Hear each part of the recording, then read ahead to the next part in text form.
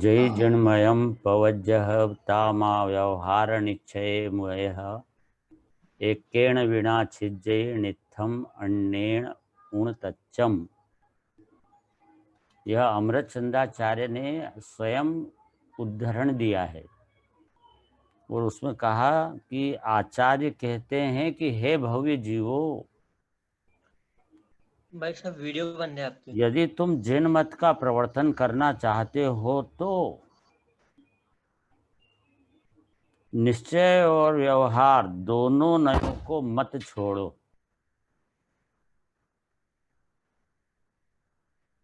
क्योंकि व्यवहार नय के बिना तो तीर्थ अपने व्यवहार मार्ग का नाश हो जाएगा और निश्चय नय के बिना तत्व बने वस्तु का नाश हो जाएगा।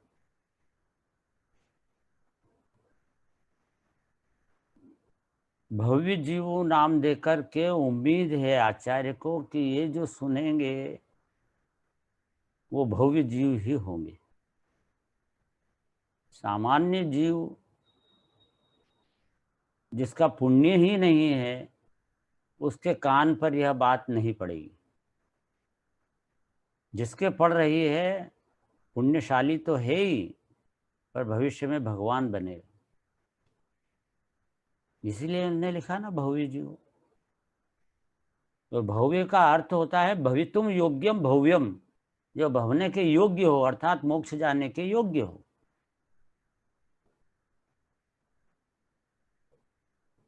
और अभव्य होता है वो मोक्ष जाने के योग्य नहीं होता। मैंने अनंत काल इस संसार में परिभ्रमण ही होता रहेगा होता रहेगा होता रहेगा, अंत ही नहीं है।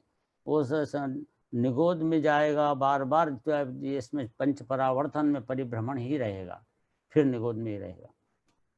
निगोद भी पंच परावर्तन के अंतर्गत ही है। यह दुर्दशा अनंत अनंत अनंत काल तक चलती रहेगी। अभव्य कभी भी मोक्ष जाएगा ही नहीं। लेकिन ये समय सार का पाठी तो भव्य ही है, निश्चित भव्य ही है। वो क्यों? क्योंकि ये ऐसी तत्व की जो मधुर बांसुरी सुनने को उसे मिल रही है, जहाँ पर भेद विज्ञान की उत्कृष्ट चर्चा है, जहाँ व्यवहार और निश्चय का जो प्रतिपादक पढ़ने से व्यवहार और प्रतिपाद्य रूप निश्चय, और फिर निश्चय है निषेधक, व्यवहार है निषेध्य। इस प्रकार से दोनों के स्वरूप को किस प्रकार विराजमान किया है इस ग्रंथ में, और उससे जो जीव इसको ग्रहण करेगा उसके जीवन में व्यवहार और निश्चय दोनों ही प्रकट होगा, दोनों ही प्रकट होएगा।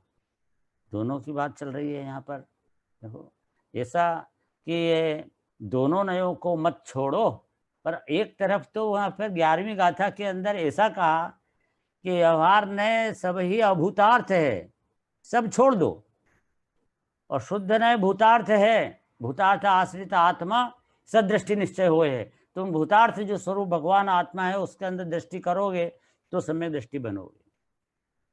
और यहाँ पर 12वीं गाथा में आकर कह रहे हैं कि व्यवहार नय प्रयोजनवान है, पर इन दोनों बातों को तालमेल करना होगा, क्योंकि ये जैन धर्म अनेकांतमयी है, अनेकांतमयी है। अनंत धर्मणस्तत्व पश्यन्ति प्रत्यगात्मनः। अनंत धर्म के स्वभाव को लिए हुए जो भगवान आत्मा बैठा है, प्रत्यगात्मनः पर द्रव्यों से पर से भिन्न अपने स्वरूप में जो विराजमान है, ऐसा आत्मा वह अनंत धर्म की मूर्ति है। अनंत धर्मणस तत्व अनेकांतमयी मूर्तिर नित्यमेव प्रकाशताम। यह जिनवाणी अनेकांतमयी मूर्ति है।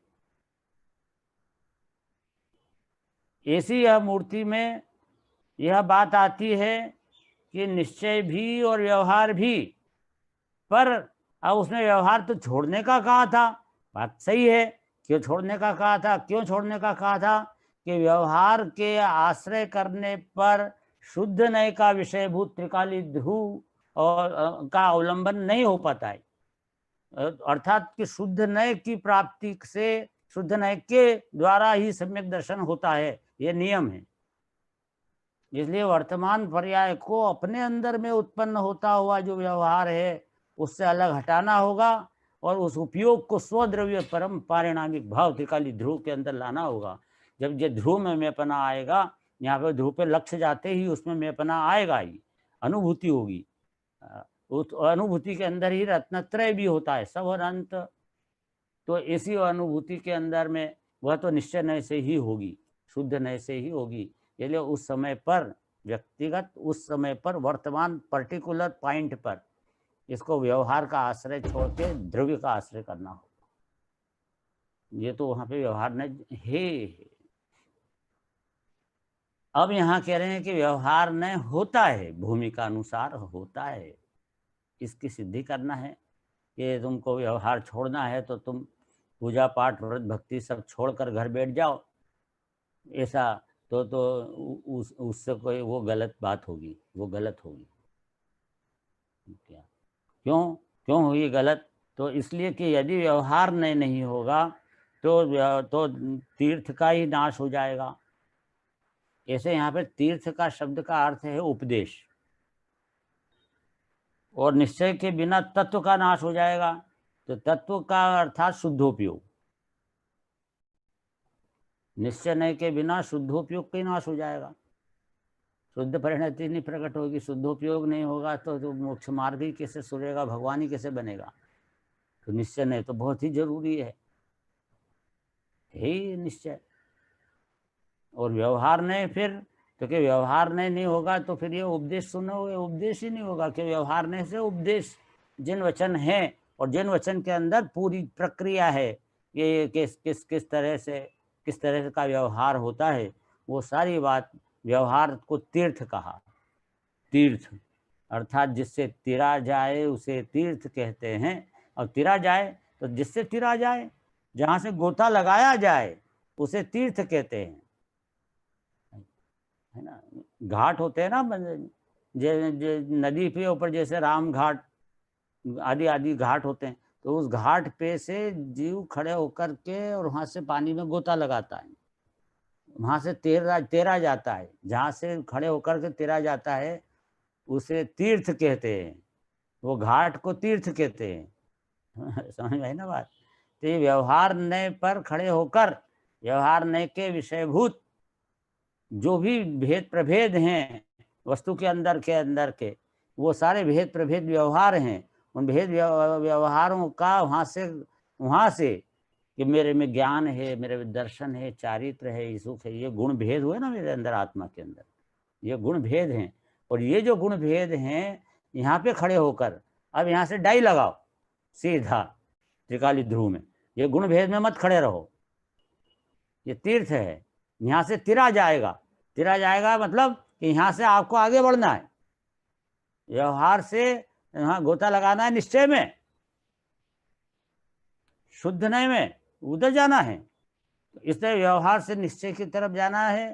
तो ये यहाँ पर वो घाट को हम जब तैरने जाते हैं, गोता लगाते हैं, तो घाट के साथ में जाता है क्या? समझे ना। घाट हुआ ना वो शिला, वह चट्टान जिस पर खड़े होते हैं हम और फिर पानी के अंदर जाते हैं। तो जो चट्टान है वो है तीर्थ, वो पानी नहीं है तीर्थ, जल नहीं है तीर्थ। वो जल को तो तीरना है, तीर जाना है। जहां से तिरा जाए उसे तीर्थ कहते हैं, जहां से तिरा जाए गोता लगाना है। शुभ भाव ये तीर्थ है, यहां से तिरा जाएगा, यहां से गोता लगाना है आपको।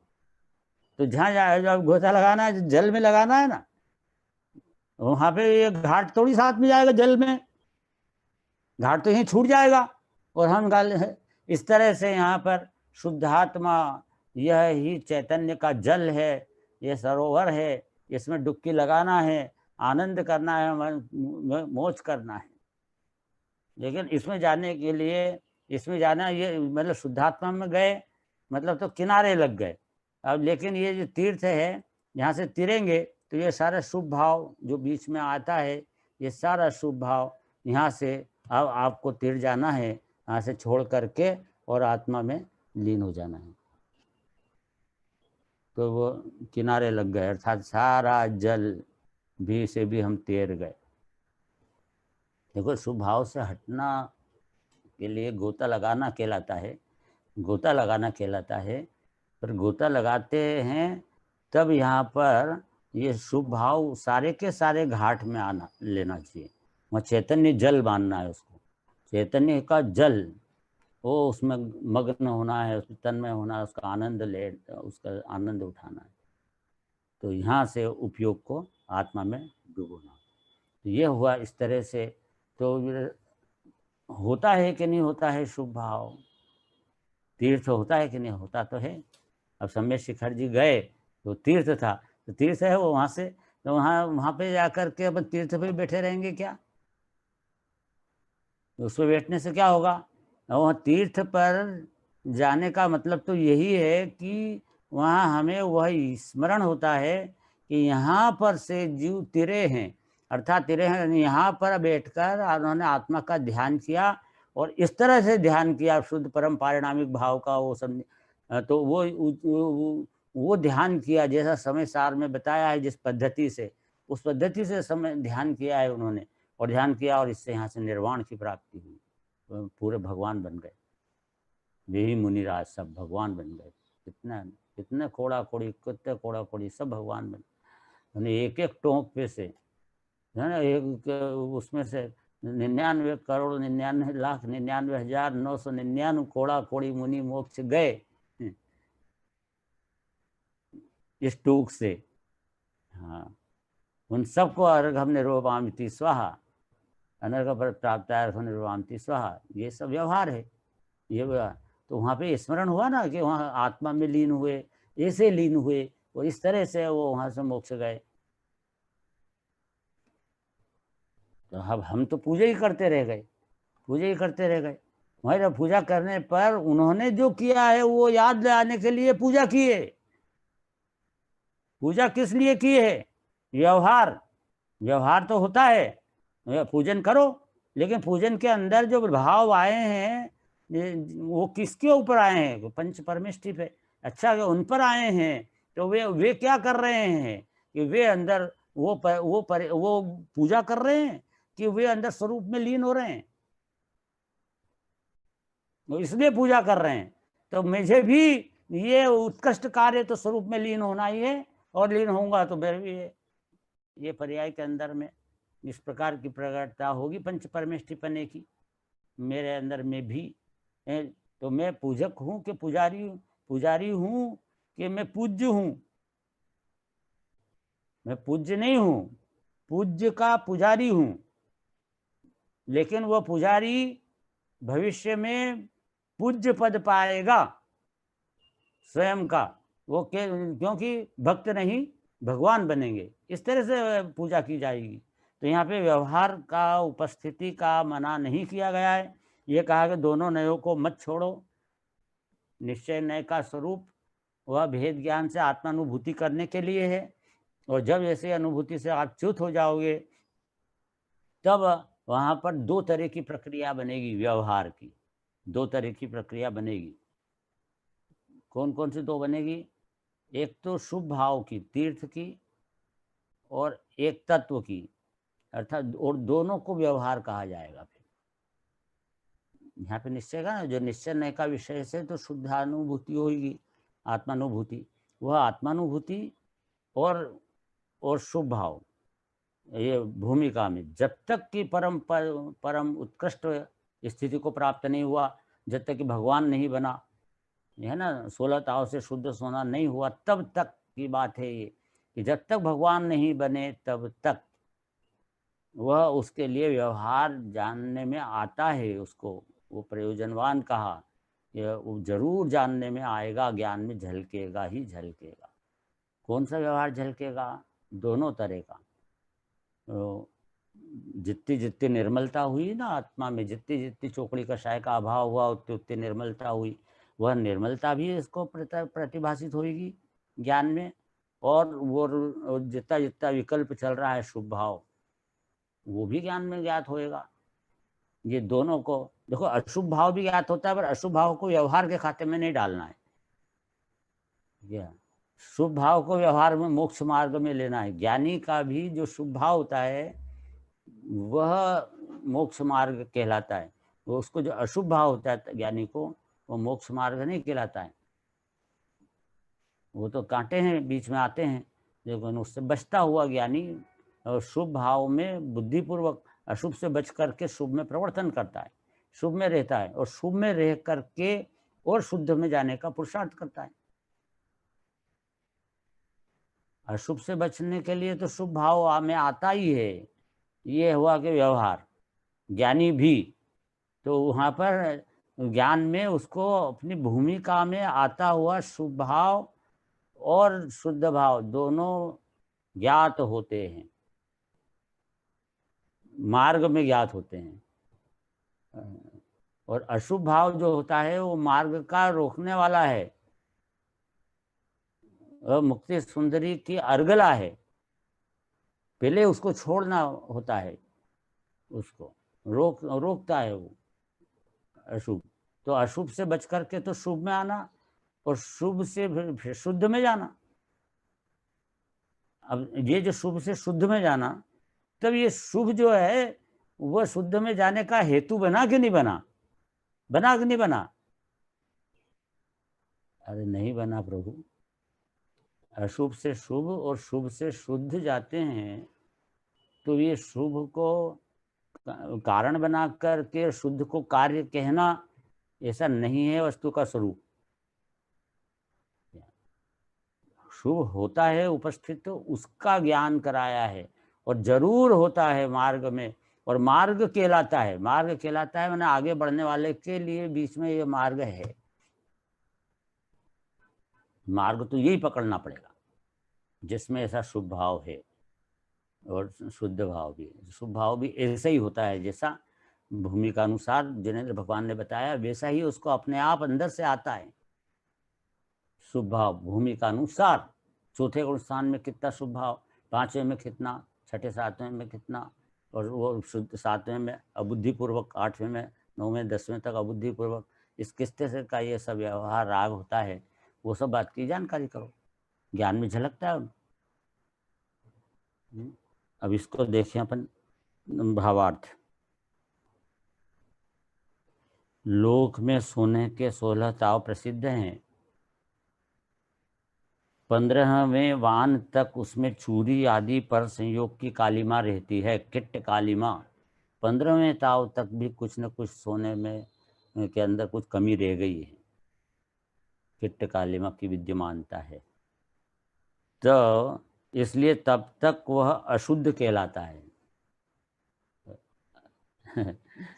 15वें ताव तक शुद्ध अशुद्ध दोनों बोलना चाहिए ना, तो वहाँ उसमें कुट्ट कालिमा देखकर उसे अशुद्ध कहा जाता है, क्योंकि शुद्ध तो 16 ताव लगने पर ही होगा। 15 ताव तक भी उसे अशुद्ध ही कहा जाएगा सोने को। और ताव देते देते जब अंतिम ताव से उतरता है, तब वह 16 वान या 100 टंची शुद्ध सोना कहलाता है। स्वर्ण 16 वानी हो गया। जिन्हें 16 वान वाले सोने का ज्ञान, श्रद्धान तथा प्राप्ति हुई, उन्हें 15 वान तक का सोना कोई प्रयोजनवान नहीं होता। जिसको 16 ताव वान सोना प्राप्त हो गया, मतलब पूर्ण शुद्ध, तो अब वो उसमें 15वें तक जो लगी थी ना, उसके अंदर सारी जो पद्धति बनी थी, 15 वान के ताव लगे थे जो, तो वो ताव से अब क्या प्रयोजन है? कोई प्रयोजन ही नहीं, खत्म हो गए। उन ताव से कोई लेना देना नहीं हुआ, छूट भी गए और वापस से करने की जरूरत भी नहीं। क्यों कि 16 ताव हो गया, शुद्ध सोना हो चुका। तो 15 ताव तक का कोई प्रयोजन नहीं। किसको? उत्कृष्ट भाव को धारण किया, परम भाव को धारण किया है जिसने, अर्थात भगवान बन गए, अरहंत भगवान, उसकी बात चल रही है। शुद्ध सोना हुआ ना, अरहंत सिद्ध जो भगवान बन गए, वे अरहंत और सिद्ध दोनों की बात यहाँ पे है परम भाव में। क्योंकि वो भाव से मोक्ष हो गया ना 13वें गुण स्थान में, भाव से मोक्ष हो गया अरहंत भगवान को। द्रव्य मोक्ष नहीं हुआ, तो द्रव्य मोक्ष हो जाएगा अभी 14वें गुण स्थान के अंत में, सिद्ध भगवान बन जाएंगे। तो उनको यहाँ पे मोहनी कर्म का पूरा अभाव हो जाने से और घातिया कर्म सभी तीन और बचे थे जो भी हो ना, मैंने मोहनी तो 12वें में नष्ट हो चुका था कंप्लीट, और उसके बाद में 3 कर्म और बच गए थे, समझा है ना। तो जो ज्ञानावरणी, दर्शनावरणी और अंतराय, तो ये 3 कर्म भी जब नष्ट हुए तो सीधे सीधे अरहंत भगवान बन गए। अभी 3 कर्म खत्म हो गए, घातिया के सभी कर्म हो गए, वस्तु के स्वरूप का घात करने में जो निमित्त थे वही खत्म हो गए। तो अब तो अंदर आत्मा के अंदर से पूर्णता शुद्धता प्रकट हो चुकी। तो वो अनंत चतुष्टयता जो है वो परम भाव में विराजमान जीव हो गया। परम भाव का जो अवलोकन कर रहे हैं, परम भाव रूप जो परिणमन कर रहे हैं, उनको 15 ताव तक का जो उनको यह व्यवहार में कोई प्रयोजनवान नहीं है। उनको, भगवान को तो व्यवहार में कोई प्रयोजनवान है ही नहीं, है ना। वही बात लिखी है कि सोना का प्रयोजनवान 15 वान तक का सोना भी प्रयोजनवान है। किसको? कि जिसको शुद्ध सोने की प्राप्ति नहीं हुई, उसको 15 वान सोना भी प्रयोजनवान है। देखो, जो अभ्यास पूरा नहीं हुआ तो उसको 15वां ताव लगाना जरूरी है कि नहीं? प्रयोजनवान है कि नहीं है? जो भी सुनार उसको जो 16 ताव लगा रहा है, तो 16 ताव लग जाए तब तो फिर उसको कुछ भी लगाने की जरूरत नहीं है, प्रयोजनवान है नहीं हो पुराने ताव, और अब फिर से ताव लगाने की भी जरूरत नहीं है। लेकिन यदि वो अभी हाल 15वें ताव तक ही है, 10वें, 11वें, 12वें, अब जैसे 10वें ताव तक 10 ताव लगे तो 6 ताव और लगेंगे तब जाके पूर्ण शुद्धि होगी। तो जब तक 6 ताव नहीं लगे उतनी अशुद्धि भी बाकी है अभियान, वो अशुद्धि बाकी है। तो यहाँ पे उसको ताव लगाना प्रयोजनवान है, प्रयोजनवान है। ताव की प्रयोजनवानता बताई इस जगह पर। 10वां ताव भी लगाओ, फिर 11वां लगाओ, 12वां ताव लगाओ, 13वां लगाओ, ये प्रयोजनवान है।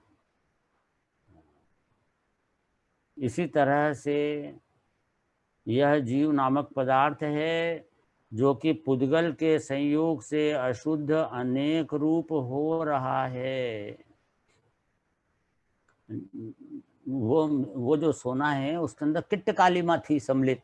ऐसे यहाँ आत्मा के साथ में पुद्गल कर्म, कर्म पुद्गल वो उसके साथ में मिला हुआ है, मिला हुआ है आत्मा के साथ में। कर्म जो है 8 प्रकार के, वो उनके उदय आदि के निमित्त से इसको मिला हुआ कहा कर्म को।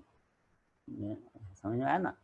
एक्चुअल में वो कर्म नहीं मिला, कर्म के निमित्त से जो जीव के अंदर भाव हो रहे हैं उन भाव के साथ वो मिला हुआ है जीव, मैंने भाव कर्म के साथ मिला हुआ है। तो भाव कर्म पुद्गल कर्म के निमित्त से हुए, पुद्गल का आश्रय करने से हुए हैं, इसलिए उसे पुद्गल का निमित्त बोला गया है। तो यहाँ पे पुद्गल के संयोग से अशुद्ध रूप अनेक रूप हो रहा है आत्मा। मिथ्या दर्शन, अज्ञान, असंयम, क्रोध, मान, माया, लोभ, वो भी अनंतानुबंधी, अप्रत्याख्यान, प्रत्याख्यान, संजनन, ये सब विकार से भरा पड़ा है, अशुद्ध रूप हो रहा है। और उसके बाद में हास्य, रति, अरति, शोक, भय, जुगुप्सा, पुरुष वेद, स्त्री वेद, नपुंसक वेद, ये विकारों का भंडार बढ़ा पड़ा है। इसके बाद पर्यायों में इतने विकार हो रहा है उस कर्म के निमित्त से, मैंने पुद्गल के संयोग से। अब वो कर्म कुछ नहीं कर रहा है, कर्म बिचारे कौन? भूल मेरी अधिकाई, अरे अग्नि सहे घन घात लोह की संगति पाई। और तो कर्म तो कुछ करते ही नहीं कर्म, लेकिन कर्म की संगति किसने की है? तो अज्ञान से जीव ने की। तो बस उसका दंड भोग रहा है, उसके पर्याय के अंदर इस प्रकार के विकार चल रहे हैं। तो विकार जो चल रहे हैं, अनेक रूप हो रहा है, उसका समस्त परद्रव्यों से भिन्न एक ज्ञायकत्व मात्र का ज्ञान, श्रद्धान तथा आचरण रूप प्राप्ति, यह तीनों जिसे हो गए हैं।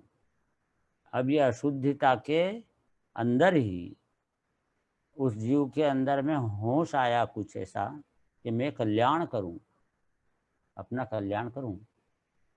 योग भी बना ऐसा, बाहर से निमित्त नैमित्त के सहयोग बना, देव शास्त्र गुरु मिल गया, जैन धर्म मिला, जिनवाणी सुनने का संयोग मिल गया, ये सब तीर्थ कहे गए। उपदेश कोई तीर्थ बोला ना अभियान, सारा, जिसकी ये उपदेश से ही तीरा जाएगा, इसलिए ये तीर्थ है। तो ये उपदेश जो परंपरा से चला आया है, वीर हिमाचल ते निकसी गुरु गौतम के मुख कुंड डरिए, मोह महाचल भेद चली जग की जड़ता तप दूर करिए। ये ऐसा जो ये प्रवाह है जिन वचन का, जो हमारे पास तक, अपने पास तक आ गया है, ऐसा जो प्रवाह वो उसके वो तीर्थ है। तो ये तीर्थ के निमित्त से इसने यह तत्व ज्ञान किया कि ये अंदर एक शुद्धात्मा है और अनंत अनंत गुणों का पिंड है और उसके उत्पाद वे रूप पर्याय है, ऐसा ज्ञान किया। और ज्ञान करके उसने उस पर्याय को, और फिर उसने उसमें उसी जिनवाणी में, उपदेश में दो नयों की बात आई, व्यवहार नय और निश्चय नय। निश्चय नय से उसको, उसका विषय क्या है, तो वो 11वीं गाथा में बता दिया गया कि उसका विषय है जो कि शुद्ध नय का विषय शुद्धात्मा है। तो इसलिए अपना उपयोग को वो सारे से, शरीर से भिन्न, कर्म से भिन्न, राग से भिन्न, एक समय की पर्याय से भी भिन्न, मैं भगवान आत्मा हूँ, इस तरह से भगवान आत्मा पर ले गया अपने उपयोग। ये वर्क शुरू कर दिया। वो जो सुनार है वो वहाँ से लेके आए, खदान का सोना मिट्टी जैसा दिखाई देता है, पत्थर दिखाई देता है, अब लेके आए और घर में पटक रखे। उसके लिए कुछ न करे, प्रयत्न पुरुषार्थ न करे दाव लगाने का, तो क्या अपने आप शुद्ध हो जाएगा क्या? ऐसा ये जो जीव है, इसको जिनवाणी मिल भी गई और उसने बता दिया कि इस तरह से तुम्हें को सम्यक दर्शन होता है, पर्याय मात्र से भेद ज्ञान करके आत्मा तक जाने पर सम्यक त्रिकाली धूमे में फना हो जाता है। इस प्रकार से ये सम्यक दृष्टि बन जाता है। मालूम पड़ गया। उसके बाद ये उसके लिए कोई भेद ज्ञान करता ही नहीं, पुरुषार्थ ही नहीं करता, तो होएगा क्या? अपने आप शुद्ध हो जाएगा आत्मा? नहीं होएगा। उसको वो पूरा तीर्थ का पूरा फायदा उठाना चाहिए। तीर्थ मिल गया, उपदेश मिल चुका, तो इसने परद्रव्यों से भिन्न एक ज्ञायकत्व मात्र ज्ञान, सारे परद्रव्यों से भिन्न एक ज्ञायकत्व शुद्ध ज्ञान स्वरूपी भगवान आत्मा। क्यों? क्योंकि ज्ञान के अंदर ज्ञेय तो प्रतिबिंबित होते हैं, और उस ज्ञान में जो प्रतिबिंबित हुए वो ज्ञान अंदर से आया, स्वयं के अंदर से प्रकट हुआ। इसलिए मैं पर से विभक्त ही विराजमान हूँ, पर भूल से परद्रव्य के साथ में मैं ज्ञान में ज्ञेयाकार दिखने पर वो समझ रहा है कि ज्ञेय ज्ञान में आ गए, मेरे ज्ञेय हो गए, मेरा मकान हो गया, मेरी दुकान हो गई, मेरा शरीर हो गया, मेरे बच्चे हो गए। ये इस प्रकार वो ज्ञान के अंदर झलकने पर वह उसको ज्ञेय को ज्ञान में मिला लेता है। वो ज्ञान के अस्तित्व में ज्ञेय को जोड़ करके मेरा है। देखो मैं ज्ञान हूँ, मैं एक्चुअल में ज्ञानी हूँ। अब ज्ञान के अंदर वो ज्ञेय आकार बने ना, तो इसको ये भ्रम है कि मेरे अंदर आ गए, मैंने ज्ञान में आ गए, तो मैं तो हूँ तो ज्ञानी। और ज्ञान के अंदर ज्ञेय के आकार बनने पर उसको लगा कि ये ज्ञेय ज्ञान में आए, इसको ऐसा लगता है कि ये ज्ञान तो में था, ज्ञेय ज्ञान में है, ऐसा ज्ञेय में हो गया। ज्ञान में दिखने से मैं ये हो गया हूँ, तो ज्ञान में जो दिखे वो मेरा, मैं। इस प्रकार से उसने मैं, मेरापन, में और मेरापना चालू कर दिया। अब यहाँ पे जिनवाणी कह रही है कि उस ज्ञान के अंदर जो ज्ञेय के आकार हैं वो तो ज्ञान के बने हुए हैं, ज्ञेय तो बाहर है। जैसे दर्पण के अंदर वो हाथी बाहर बैठा है, दर्पण के अंदर जो हाथी है वो तो बाहर का हाथी है ही नहीं। दर्पण तो हाथी से शून्य है, बाहर के हाथी से शून्य। और दर्पण के अंदर जो हाथी है वो तो प्रतिबिंब वाला हाथी है, और वो तो दर्पण ही है, तो उसमें हाथी है ही नहीं, अकेला एक दर्पण बैठा है, हजारों चीज दिख रही है। इमली का वृक्ष उसमें प्रतिबिंबित हो रहा है, कितने पदार्थ, कितने पत्तियां हैं उसमें, कितनी बारी बारी बारी पत्तियां, सब करोड़ों अरबों सब ये उसके अंदर दर्पण में आ रहे हैं। दर्पण में कितने घुसे हैं, दर्पण कितने हैं? दर्पण तो एक ही बैठा है, उसमें इतना दिखने पर भी वो एक है। क्यों? क्योंकि वो बाहर की वस्तु, बाहर का इमली का वृक्ष, वह उसने दर्पण में घुसा ही नहीं है, इसलिए वो अकेला है, भिन्न है, इमली के वृक्ष से भिन्न है। यानी साहब दिख तो रहा, अंदर तो दिख रहा है, अरे दिख रहा है पर वो इमली का वृक्ष नहीं गया अंदर, वो बाहर का बाहर ही है, वो दर्पण बिल्कुल अकेला ही है। इसी तरह से हमारे इस ज्ञान के अंदर में भगवान आत्मा ही भगवान आत्मा बैठा हुआ है। अरे क्या बात कर रहे हो, भगवान आत्मा, इसमें तुम्हारे इतने सारे गेम दिख रहे हैं, घर गृहस्थी पैसा कौड़ी सब ये दिख रहा है, गतियां दिख रही, इंद्रियां दिख रही, काय दिख रही, योग दिख रहा है, वेद कषाय दिख रही, सब प्रतिबिंबित हो रहे हैं, संयम दिख रहा है, लेश्याएं दिख रही हैं, ये सब ये हमारे ज्ञान में जो प्रतिबिंबित तो हो रही है, ये हमारे अंदर तो दिख रही है। तेरे अंदर में दिखने से तेरे को भ्रम हो गया कि ये तेरे अंदर है, तेरे अंदर दिख रही है, तेरे अंदर नहीं दिख रही, ये बाहर है। तेरे अंदर जो दिखना बना है वो तो तेरा आत्मा ही है, क्योंकि उसके अंदर दर्पण में दर्पण ही दिख रहा है और कुछ भी नहीं है बाहर का। इसी तरह से यहाँ आत्मा में, ज्ञान में भगवान आत्मा ही आत्मा है अकेला, और पर कुछ भी नहीं है अंदर में। ये आकार को देखकर ये भ्रम मत करो कि ये ज्ञान में है। ये के आकार ज्ञान के ही बने हुए होने से ज्ञान की मूर्ति ही मैं विराजमान हूँ। जो जिसने ये रहस्य पहचाना उसके ही स्वद्रव्य और परद्रव्य के अंदर भिन्नता अनुभूति में आ जाएगी, और अपना शुद्ध आत्मा ज्ञान स्वरूपी में अनंत अनंत गुणों का पिंड अभेद सिद्ध समान वस्तु हूँ। वो पर से जो भिन्न है, पर से विभक्त, स्व से एकत्व, ऐसे निज आत्मा की बात कहूंगा, ऐसे लिखा था ना आचार्य ने 5वीं गाथा में, यहाँ ऐसे ही लिखा था। तो फिर ऐसा लिखा था तो ऐसा हर गाथा में मिलेगा ना, तो ये 12वीं गाथा में भी व्यवहार की बात होगी, उसमें भी ये बात मिलेगी ना कि पर से विभक्त और स्व से एकत्व हूँ, क्योंकि उनके तो प्रतिज्ञा है पूरे समय सार में मैं पर से विभक्त स्व से एकत्व ऐसे निज आत्मा की बात बताऊंगा। ऐसा महान ये है। ऐसे सारे समय सार में शुद्धात्मा बताया गया है और शुद्धात्मा की अनुभूति का उपाय बताया गया है।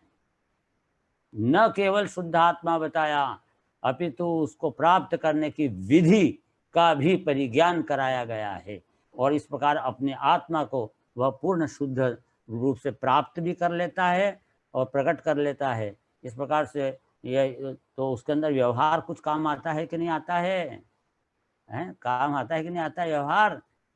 तो भाई पक्की बात ध्यान रखना, व्यवहार कुछ काम नहीं आता, पर व्यवहार होता जरूर है।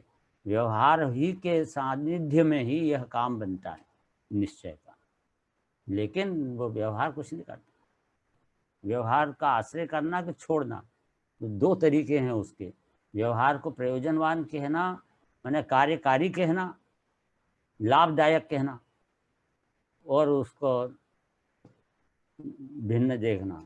उसका तरीका क्या है? देखो, जो सीढ़ियां हैं, उस सीढ़ियों पर, जिस सीढ़ी पर हम कदम रखते हैं, तो वह सीढ़ी हमें अगली सीढ़ी पर जाने के लिए मदद करती है कि नहीं करती है? तर्क न्याय युक्तियां सब भरी हुई है, लगाओ तर्क जितना लग सका है, तो बुद्धि का उपयोग करने का ही काम है अपना। यहाँ पे क्या अपना क्षण का उपयोग करना है अपने को। तो लच्छेदार भाषा के अंदर भाषण दे करके हम नहीं चाहते ऐसा कि वो जीव जो है तालियां बजा दे, उसको ग्रहण करे। यह जो वाणी है से जो ज्ञान हो रहा है, उस ज्ञान को प्राप्त करे, ग्रहण करे, तो ये सीढ़ी बनता है। ये जो उपदेश है वो सीढ़ी बनता है। अब वो सीढ़ी, तो जिस सीढ़ी से अगली सीढ़ी पर गया, तो पहली वाली जो सीढ़ी है उसने अगली सीढ़ी में जाने में मदद की कि नहीं की? मदद करती है कि नहीं करती? तीसरी सीढ़ी से चौथी सीढ़ी पर हम गए, तो तीसरी ने चौथी में जाने में मदद की कि नहीं की? तीसरी को चौथी में पहुंचाने का कारण कहा जाए कि न कहा जाए? तो अनेकांत है इसमें, अनेकांत है कि तीसरी बीच में आती है, इसलिए उसको चौथी में जाने का कारण कहा, तीसरी से चौथी में गए साहब, ठीक है। लेकिन तीसरी के द्वारा चौथी पे गए तो तीसरी के द्वारा चौथी पे जाओ तो तीसरी पे ही आपको खड़े रहने पर चौथी पे जाना संभव होगा क्या? तीसरी से चौथी पे जाते हैं तो आप तीसरे पे आके खड़े हो गए, इससे चौथी पे जाएंगे तो जा सकोगे कभी भी? खड़े हो गए तीसरी पे तो चौथी पे नहीं जा, तीसरी को छोड़कर चौथी में जाना होगा। इसी तरह से ये व्यवहार सीढ़ियों की तरह आता है, सीढ़ियों की तरह से आता है। और उसमें दोनों तरह का व्यवहार है, शुभ भाव वाला भी, जो जितनी जितनी निर्मलता प्रकट हुई वो भी वो सब व्यवहार में गया है ना। अपरम भाव में जो स्थित हैं उनको दोनों तरह का व्यवहार ज्ञान में ज्ञात होता है। निश्चय से जो प्रकट हुआ वो विकल वह भी ज्ञात होता है। शुद्धोपयोग, शुद्ध परिणति, शुद्धोपयोग ये भी ज्ञात होता है, और उधर अशुभोपयोग भी ज्ञात होता है। सॉरी, अशुभ नहीं, अशुद्धोपयोग मतलब शुभोपयोग, शुभोपयोग भी ज्ञात होता है। तो दोनों ज्ञात होते हैं। तो शुद्ध भाव भी और मलिन भाव में शुभ भाव आदि इस तरह से ज्ञान में आते हैं, ज्ञात होते हैं खुद को, दोनों ज्ञात। यही दोनों ही व्यवहार कहा जाता है, व्यवहार का विषय। अरे साहब ये शुद्ध भाव को क्यों ले लिया आपने व्यवहार के विषय में? अरे शुद्ध भाव तो छोड़ दो, मैंने निर्मल अपरम भाव का है ना शुद्ध भाव। अपरम भाव का मतलब भगवान नहीं बने उसके पहले का शुद्ध भाव, मुनिराज के 3 चौकड़ी कषाय का अभाव रूप जो शांति धारा चल रही है अंदर में वह, और उसको उनको जो विकल्प आ रहा है पंच महाव्रत को पालन करने का 28 मूल गुण अर्थात समितियां आदि से पालन कर रहे हैं, सब इस तरह से जो जो विकल्प चल रहा है शुभ भाव, वो शुभ भाव 3 चौकड़ी के कषाय के अभाव जितनी शांति धारा भी और ये राग की आकुलता भी, शुभ भाव भी, शुभ भाव भी, ये दोनों उनके ज्ञान का विषय बन रहे हैं कि नहीं, ज्ञान में झलक रहे कि नहीं, क्योंकि शुद्धोपयोग में नहीं है, शुद्धोपयोग में तो नहीं है, लेकिन शुद्ध उपयोग में नहीं होने पर भी वो शुद्ध परिणति तो है ना। तो शुद्ध परिणति भी झलकती है, ज्ञान में ज्ञेय बन रही है और वो भी बन रही है। तो जब वो ज्ञेय बनती है तो वो हो जाता व्यवहार, जाने लो प्रयोजनवान है, मतलब उनको उस भूमिका में वह उतनी, जैसे मुनिद भूमिका है तो 3 चौकड़ी कषाय का अभाव भी आना झलकना जरूरी है, ये वो वाला व्यवहार प्रयोजनवान हो गया, और निर्मल परिणमन वाला व्यवहार, और साथ में वो उनकी भूमिका छठे गुण स्थान के लायक है। तो 28 मूल गुण का जो विकल्प शुभ भाव वह उनके ज्ञान में झलकना जरूरी है, झलकेगा ही, ऑटोमेटिक झलकेगा, जरूर झलकेगा, ये इसलिए प्रयोजनवान कहा। सीढ़ी बोला कि यहाँ से उनको अगली सीढ़ी पे जाना है, शुद्धोपयोग में जाना है, तो द्रव्य का अवलंबन लेना, त्रिकाली ध्रुव का अवलंबन लेना, व्यवहार को छोड़ना है। जो छोड़ेंगे तब अंदर जाएंगे, पर जब नहीं, पहली सीढ़ी पे पांव तो रखे, पांव रखना है तब तक वो प्रयोजनवान कही जाती है। प्रयोजन, सभी सीढ़ियाँ प्रयोजनवान कही जाती है, लेकिन वो प्रयोजनवान वो है कि वो महल में प्रवेश करना प्रयोजनवान है। प्रयोजन क्या है? महल में जाना, लेकिन महल में जाने के पूर्व में सभी सीढ़ियाँ प्रयोजनवान हैं, लेकिन सीढ़ियों को छोड़ छोड़ के आगे बढ़ाया जाता है, न कि सीढ़ियों को पकड़ पकड़ के आगे बढ़ाया जाता है। बात जाना न, जबरदस्त उदाहरण है एकदम। व्यवहार किस तरह से छोड़ने लायक है, उसका आश्रय नहीं करना होगा, भूमिका में जानने में आएगा जरूर। इस प्रकार से उसकी उपस्थिति स्वीकार की जा रही है, यही उसका प्रयोजनपना है, उपस्थिति स्वीकार की जा रही है। एक ज्ञायकत्व मात्र का ज्ञान, श्रद्धांत तथा आचरण रूप प्राप्ति, यह तीनों जिसे हो गए हैं, देखो निश्चय की बात, जिसे भेद ज्ञान करके मैं त्रिकाली ध्रुव भगवान आत्मा हूँ, सिद्ध समान वस्तु हूँ, इस सत्ता में मैं बना, उसको आ गया। इसका नाम तो श्रद्धान। और ज्ञान, ज्ञान में वह परिणामी द्रव्य, मैंने जानने वाला आत्मा जानने में आया, जानने वाला, जानने रूप से परिणमता हुआ भगवान आत्मा ही है। ये जानने वाला कौन है? आत्मा है। ये भगवान आत्मा भी जानने में आया। है ना।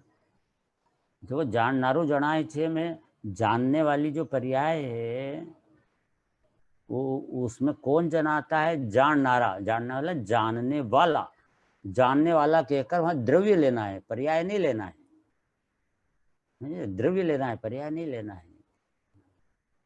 प्रेमचंद जी का शिवपुरी से आया था कल प्रश्न,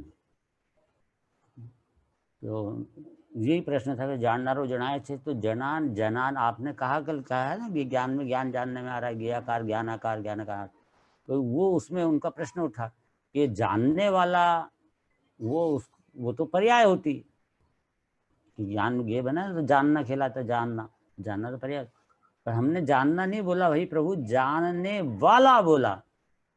वो जो पर्याय करने वाला कौन है, पर्याय कहाँ से उत्पन्न हो रही है, वो जानने वाला, वो द्रव्य है, वो द्रव्य का अवलंबन ले, तो इसलिए जानने वाला द्रव्य है, उस द्रव्य का आश्रय लेती है पर्याय जानने वाले का।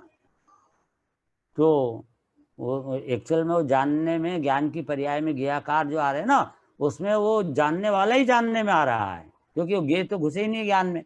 जैसे आकार हुआ है दर्पण में, वो मयूर तो घुसा ही नहीं है अंदर, मयूर जैसा आकार हुआ है उस आकार में वो दर्पण ही दर्पण पसरा हुआ है, तो दर्पण ही विद्यमान है। ऐसा ये ज्ञ के आकार में, ये ज्ञ तो घुसे ही नहीं बाहर के, तो अपने ज्ञान के अंदर, और ज्ञान में आकार जरूर बना है वो ज्ञ जैसा, वो आकार में वो आत्मा ही आत्मा पसरा हुआ है, आत्मा ही आत्मा बैठा हुआ है। इस प्रकार वो आत्मा ही का आश्रय करता हुआ सम्यक दृष्टि बन जाता है। तो ये सम्यक दृष्टि तीन बात बताई यहाँ, ज्ञायकत्व मात्र का श्रद्धान, ज्ञान और आचरण रूप प्राप्ति। आचरण माने उसमें स्वरूप में लीन होना, ये आचरण में उपयोग की एकाग्रता तो बोली जाएगी, एक्चुअल में वो जो एकाग्रता है वो आचरण नहीं है, वो उपयोग की एकाग्रता, वो जो ध्यान है, ध्यान में एकाग्रता है। तो किसमें एकाग्रता है, ध्येय में, ध्येय वो त्रिकाली ध्रुव शुद्धात्मा है, ध्येय में एकाग्रता है। अब ये जो ध्येय में एकाग्रता है उसकी जगह अब चारित्र की बात करें, तो चारित्र का जो लक्षण है वह कषाय से निवृत्ति लक्षण है, समझ में आया ना, कषाय निवृत्ति लक्षण चारित्र, अर्थात तो कषाय जितनी जितनी मिट गई उतनी जो चारित्र की पर्याय जिसमें कषाय ने जगह रोक रखी थी, तो कषाय मिटती गई तो वो पर्याय स्वरूप में तन्मय होते लीन होती गई। तो स्वरूप स्थिरता, जो स्थिरता कही वो अकषाय भाव का नाम अस्थिरता है। उपयोग की एकाग्रता के साथ चारित्र में भी ऐसा होता है। उपयोग की एकाग्रता, या उपयोग तो ज्ञान की पर्याय है, तो ज्ञान की पर्याय के साथ चारित्र की पर्याय में स्थिरता लीनता क्या होगी, तो चारित्र की लीनता वो होगी समता भाव अर्थात अकषाय भाव। जितना अकषाय भाव हुआ वो उतना उतना आत्मा में लीन हुआ। अकषाय भाव वही है चारित्र। अकषाय भाव भी नास्ति से बोला, नास्ति से ना कषाय निकल गई, कषाय गई, पर कषाय गई अब हुआ क्या, चारित्र की पर्याय में, तो स्वरूप में लीन होने से शांति रूप परिणमी, शांति अस्थि से हुई बात, और कषाय निवृत्ति नास्ति से हुई, कषाय निकल गई। अकषाय, अकषाय बोला, वीतराग भाव बोला, तो ये चारित्र की पर्याय। वीतराग, वीतराग राग मिट गया है जिसमें से, और लेकिन वो अस्थि से बोलेंगे तो वीतरागता को शांति बोला जाएगा। चारित्र गुण की पर्याय में शांति होती है, अस्थि। और शांति कैसी, कषाय की निवृत्ति, कषाय का अभाव, शांति का उत्पाद। भी अंधकार मिटता है तो प्रकाश उत्पन्न होता है जैसे, तो दोनों साथ ही होते हैं, लेकिन अंधकार मिटना अलग बात है, प्रकाश होना अलग बात है। अंधकार का व्यय हुआ है, वो व्यय अलग बात हुई और उत्पाद अलग बात हुई, तो उत्पाद में प्रकाश उत्पन्न हुआ है। ऐसा यहाँ पर कषाय का व्यय हुआ है, ये व्यय हुई, लेकिन प्रकट क्या, उत्पाद क्या हुआ, तो अतीन्द्रिय आनंद शांति सुख प्रकट होता है। ये अस्थि से कहलाती बात। हाँ, इस प्रकार यहाँ पर आचरण रूप प्राप्ति है तीनों। आचरण ये क्या, कषाय भाव प्रकट हो रहा है, ज्ञान ये के उपयोग स्व को स्व, पर को पर जान रहा है, और श्रद्धा क्या, त्रिकाली ध्रुव में मैं पना करे हुए बैठी है। ऐसी जिसको प्राप्ति हो गई, अनुभूति में प्राप्ति हो जाती है, वो प्रथम अनुभूति में भी तीनों की प्राप्ति होती है। हाँ, तो इसलिए बात तो करना ही होगी ना अपने को। अनुभूति में तीनों की प्राप्ति होती है। देखो, जब उपयोग शुद्धात्मा अनुभूति करता है, आत्मा में लीन होता है, तो उस काल में अनुभूति होती है। अनुभूति के अंदर में क्या आता है? सम्यक दर्शन, सम्यक ज्ञान, सम्यक चारित्र। ये भेद करके बताएंगे तो सम्यक दर्शन, ज्ञान, चारित्र बोलना पड़ेगा। लेकिन उस अनुभूति में तो गुण अनंत के रस सबे, अनुभव रस के माही, याते अनुभव सारी को और दूसरो नहीं। अनुभव के समान इस विश्व में और कोई दूसरा है ही नहीं। पर अनंत गुणों के रसास्वादन है उसमें, एक अनुभूति में। एक गुण का रस का स्वाद नहीं कि सुख आ रहा है तो सुख गुण की पर्याय होगी अनुभूति, ऐसा नहीं है। अनंत गुण है, उन अनंत गुणों की ही निर्मल पर्याय, एक देश शुद्ध निर्मल पर्याय प्रकट होती है। सब अनंत गुण, सर्व गुणांशते सम्यक, अनंत गुणों की सबकी निर्मल पर्याय प्रकट होती है। लेकिन उन सब निर्मल पर्यायों का अभेद, अखंड अभेद, भेगा स्वाद एक आता है, उसको हम कहेंगे अनुभूति। नया समझे?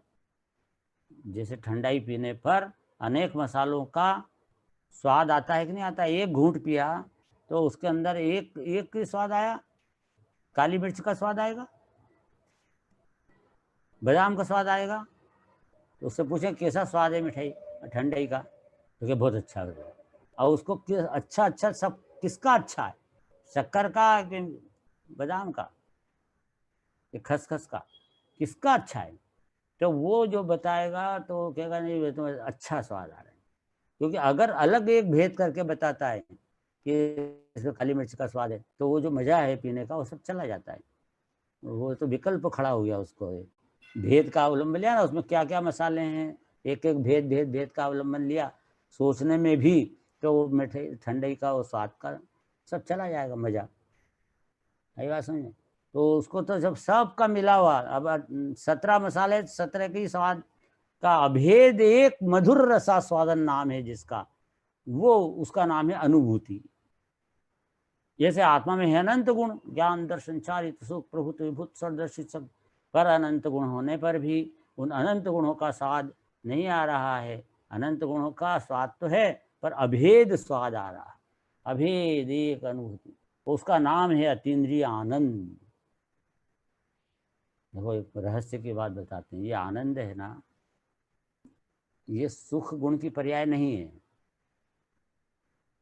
आनंद है, नाम आनंद है, आनंद, पर ये सुख का, सुख गुण की पर्याय का आनंद नहीं है।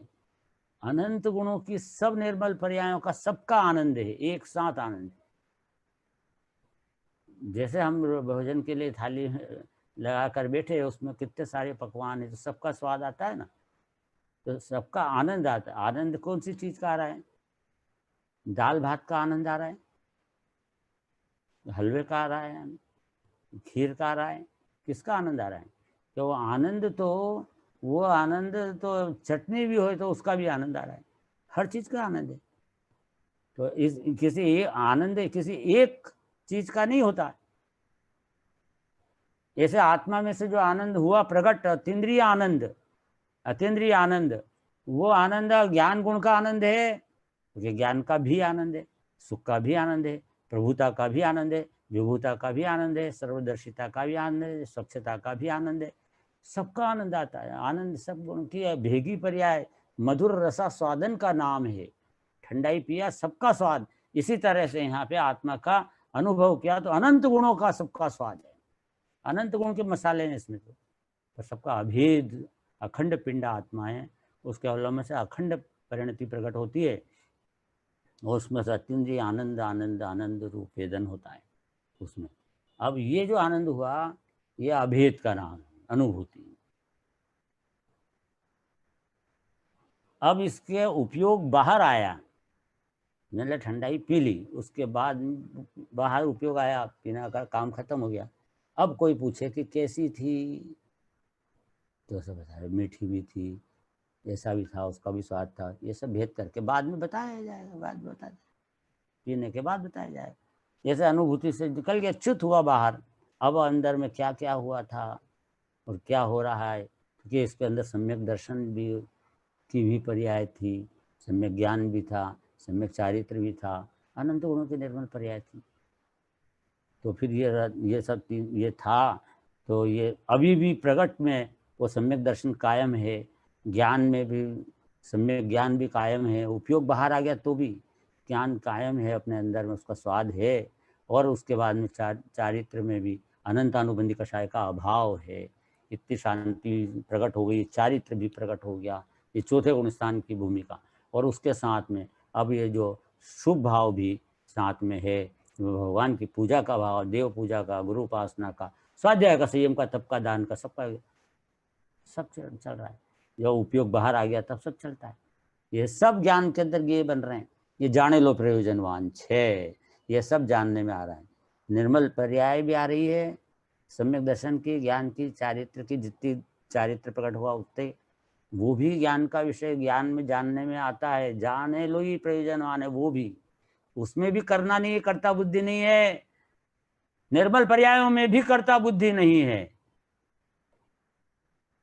वहां अपनी जो पर्याय उत्पन्न हो रही है, उत्पन्न होती हुई ज्ञात हो रही है, अंदर झलक रही है अंदर में, न कि हम उसको कर रहे हैं आनंद सम्यक दर्शन को। कुछ नहीं कर रहे सम्यक दर्शन, सम्यक दर्शन है विद्यमान, वो ज्ञान में झलक रहा है। ज्ञान उसका कर्ता नहीं बन रहा है कि मैं सम्यक दर्शन को करूं करूं करूं, कर्ता नहीं बन रहा, जानता है, ज्ञात ज्ञात होता है। हाँ बोलो, निश्चय तक भी जानने में, निश्चय अनुसार जो परिणामन प्रकट हुआ है वह भी ज्ञान में ज्ञात हो रहा है। और जो ज्ञात हो रहा है तो वो निश्चय नहीं है, वो व्यवहार है। निश्चय से तो अनुभूति हुई थी, अभी तो व्यवहार चल रहा है, क्योंकि उपयोग में झलकेगा ना जब, तब व्यवहार बनेगा। तो उपयोग में झलक रहा है तब वो बहिर्मुख उपयोग में, अनुभूति से जो च्युत हुआ बहिर्मुख उपयोग में, तब वो झलक रहा है, तब ज्ञान का ज्ञात होता है, ज्ञान में ज्ञात होता है। तो इस तरह वह भी, और फिर साथ में शुभ भाव भी उत्पन्न होता है, उसको वो अपने आप मोहनी कर्म का मंद उदय होता है उस गुण स्थान के अनुसार, उतना बंद होता है, उस तरह का शुभ भाव वो खुद कर्म बनाता है, मैं नहीं बनाता। पर मेरे को ये बिल्कुल झलकता है सामने ज्ञान में कि मेरे को पूजन करना करता हुआ, जय जयनाथ परम गुरु हो, बराबर ध्यान में आ रहा है। 10 लक्षण धर्म की पूजा होती हुई ये ज्ञान में झलक रही है अपने को। अपने अंदर में भाव भी जो हो रहे हैं ना, वो भाव भी मैं नहीं कर रहा हूँ, वो भी मेरे को झलक रहे हैं ज्ञान में। मैं तो ज्ञान का घनपिंड बैठा हूँ, ज्ञान का दर्पण ऐसा बैठा हूँ, और ये विकल्प अपने आप उत्पन्न होकर झलक रहे हैं। यही प्रयोजनवान है। मैं उसको करूँ आज तो साहब मेरे को फायदा होएगा और ये लाभ होएगा, ये बिल्कुल प्रयोजनवान नहीं है। ये तो ये इस तरह से प्रयोजनवान मानेगा तो मिथ्या दृष्टि हो जाएगा, नहीं ना बात समझ। उसकी उपस्थिति को ही प्रयोजनवान का, अगर ये उपस्थिति कि नहीं साहब मेरे को नहीं आ रहे भाव ऐसे शुभ, तो कोई बात नहीं, आपकी अभिहार भूमिका नीची है और नीचे हो आप, अभिहार उस लायक नहीं हुए आप, आपको 28 मूल गुण के भाव नहीं दिख रहे ना, आपकी पर्याय में झलक नहीं रहे, हाँ नहीं झलक रहे, तो कोई बात नहीं, आपका अभिहार 5वें गुण स्थान के लायक भाव होंगे, वो ऐसे भाव झलक तो वो भी नहीं झलक रहे हैं, तो चौथे गुण स्थान के लायक भाव है, वो सब जैसे हैं वो झलक रहे हैं। आप गुण स्थान बढ़ाने में कोई मदद नहीं कर रहे वो शुभ भाव। जैसा आप प्रयोजनवान का अर्थ ये गलत कर रहे हो, फिर तो नहीं गलत नहीं कर रहे हैं भाई प्रभु, ये परम सत्य कर रहे हैं। बात समझ आना चाहिए एकदम। तो वो कि यहाँ जितना अशुद्ध नए है का कथन है, उतना यथा पदवी प्रयोजनवान है। जिस जिस भूमिका में, जिस पदवी में है, उस पदवी के लायक उसको अपने आप वह भाव उसके ज्ञान में प्रतिबिंबित होंगे, ज्ञात होंगे। यही व्यवहार नए है, ज्ञात हो रहा है, यही व्यवहार नए है, क्योंकि ज्ञान उधर पर लक्ष्य में है और उसको ये अपनी भूमिका में ये ज्ञात हो रहा है, तो जो ज्ञात हो रहा है उसकी भूमिका में वो व्यवहार है। करेलो नहीं, श्रद्धेलो नहीं, जाने लो प्रयोजनवान छे। किया नहीं गया है और न ही उस व्यवहार की श्रद्धा करना है, श्रद्धा भी नहीं करना है। श्रद्धा तो त्रिकाली ध्रुव आत्मा में पना करना, उसका नाम श्रद्धा है। व्यवहार की श्रद्धा, व्यवहार नहीं की बात तरह से करो तो 7 तत्वों की श्रद्धा आती है उसमें, तो उसमें हे गे उपाधि, तो व्यवहार तो हे के खाते में जाएगा। वो उस तरह की श्रद्धा करना है उसकी। प्रयोजनवान है ऐसी श्रद्धा थोड़ी करना है। प्रयोजनवान का जो अर्थ है बताया गया, ज्ञान में जाने लो प्रयोजनवान से, जानने में आना ही प्रयोजन कहा। अगर अगर वो नहीं आ रहा है तो आप मान लो कि मेरी भूमिका ये नहीं है और भूमिका बढ़ाना चाहता हूँ, तो वो व्यवहार से नहीं बढ़ेगी। भूमिका बढ़ाना चाहता हूँ, उसके लिए उसको अपने द्रव्य स्वभाव का आलंबन लेना होगा, और द्रव्य का आलंबन लेकर के और अपनी भूमिका बढ़ाएगा तो जो गुण स्थान बढ़ेंगे तो भूमिका बढ़ी। गुण स्थान बढ़ाया तो भूमिका बढ़ी, और गुण स्थान हमेशा शुद्धोपयोग में बढ़ेगा। समझ में आया ना? गुण स्थान जब भी बढ़ेगा शुद्धोपयोग में बढ़ेगा, शुभोपयोग में कभी भी गुण स्थान नहीं बढ़ेगा। व्यवहार में रहता हुआ कभी गुण स्थान नहीं बढ़ता, चौथे का पांचवा भी नहीं होने वाला है। तो द्रव्य का आश्रय करते हुए ही वो शांति धारा बढ़ेगी और चौकड़ी टूटेगी, गुण स्थान बढ़ेगा। चौकड़ी टूटना, कषाय मंद होना, ये व्यवहार कहा जा रहा है। भ्याल लेश्याएं बदल रही हैं इसमें, कृष्ण नील कापोत की जगह पीत पद्म शुक्ल हुई, इस तरह के जो परिणमन हो रहा है उसको व्यवहार कहा जा रहा है, जानने में आ रहा है। लेकिन ये लेश्याएं हैं। कषाय शक्ति घटे तो काम बढ़े, तो कषाय शक्ति घटना मतलब शक्ति का नाम है अनंतानुबंधी अप्रत्याख्यान प्रत्याख्यान संजलन, ये कषाय की शक्तियां हैं। ये भी आपको स्पेशल बात ध्यान में रखना चाहिए। टोटल मिल जी ने बताया कषाय शक्ति घटने से काम बनता है निश्चयवाची के प्रकरण में, तो वो उसके अंदर में कषाय शक्ति मतलब अनंतानुबंधी अप्रत्याख्यान प्रत्याख्यान संजलन, तो वो कषाय शक्ति तोड़ो तो अनंतानुबंधी जाए तब काम चले। लेश्या बदले जाओ, उससे क्या हुआ? तेरे अनंतानुबंधी तो चल रही, तो पहले गुण स्थान के अंदर व्यवहार भी व्यवहार कहाँ कहा जाएगा इस तरह, यदि उसका कर्ता बनेगा और ये होगा तो इसलिए तो ज्ञाता बनेगा जब ही व्यवहार कहा जाएगा, और वो चौथे गुण स्थान के पहले होता नहीं है, इसलिए पहले गुण स्थान में तो व्यवहार होता ही नहीं है, किसका ज्ञाता रहे। पर व्यवहार ने से कहा जाता है कि भाई मंदिर पूजा पाठ व्रत भक्ति, उसको व्यवहारिक को व्यवहार की भाषा में ही समझाना पड़ता है। उस हिसाब से वो उसको सब अभी धर्म के दिन है, खूब संयम से रहो, इस तरह से रहो, इस सब ये समझाना होता है। उसको व्यवहार ने से कहा जाता है। ये व्यवहार ने से कहने की ऐसी शैली है, पद्धति है, तो उसको कर्ता की भाषा में ही समझ में आता है। अज्ञानी म्लेच्छ को म्लेच्छ भाषा में समझाना पड़ता है, तो अज्ञानी को कर्ता की भाषा में ही समझ में आता है। ऐसा करो, अच्छा आप पूजा करो, तो उसको समझ में आता है कि अच्छा पूजा करने का कहा तो है। अब ये ज्ञानी होएगा तो उसको आज कर्ता की भाषा की जरूरत नहीं है, वो पूजा तो होती है, तुझे नहीं करना है तो ज्ञाता है। ये वाली भाषा अज्ञानी को नहीं समझ में आती, इसलिए उसको व्यवहार से तो भैया मंदिर जा, पूजा कर, व्रत कर, भक्ति कर, नियम कर, संयम कर, जप कर, तप कर, ध्यान लगा, ये सब कर्ता बुद्धि की भाषा में बताया जाता है। म्लेच्छ को म्लेच्छ की भाषा में समझाए, उसी के नाम तो व्यवहार नहीं है। तो इस तरह से व्यवहार लागू पड़ता है अज्ञानी पे भी, कि उसको भेद करके समझाया जा रहा है और भेद से समझ रहा है, भेद करके समझ रहा है, तो वस्तु स्वरूप के अनुसार समझ रहा है। जिनवाणी में व्यवहार नहीं है ना, वचनात्मक व्यवहार, इस प्रकार का वचनात्मक व्यवहार उस पर लागू पड़ जाता है अज्ञानी पे। किंतु जहाँ तक शुद्ध भाव की प्राप्ति नहीं हुई, वहाँ तक कितना अशुद्ध नय का कथन है उतना यथा पदवी प्रयोजनवान है।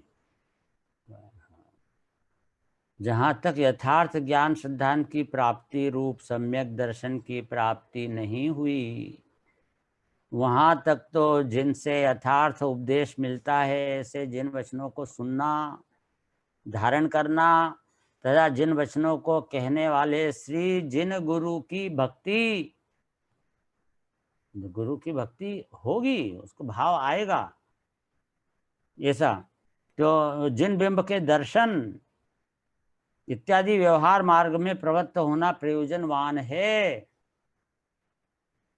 जब तक शुद्धोपयोग की प्राप्ति नहीं होगी, जब तक वो प्रयोजनवान है, जरूर भूमिका अनुसार वह उपस्थित होगा, होना ही चाहिए बोलेंगे तो ये इस शैली में कहेंगे कि होना ही चाहिए, मतलब कि वो ज्ञान में ज्ञात होगा, भूमिका में दिखना ही चाहिए।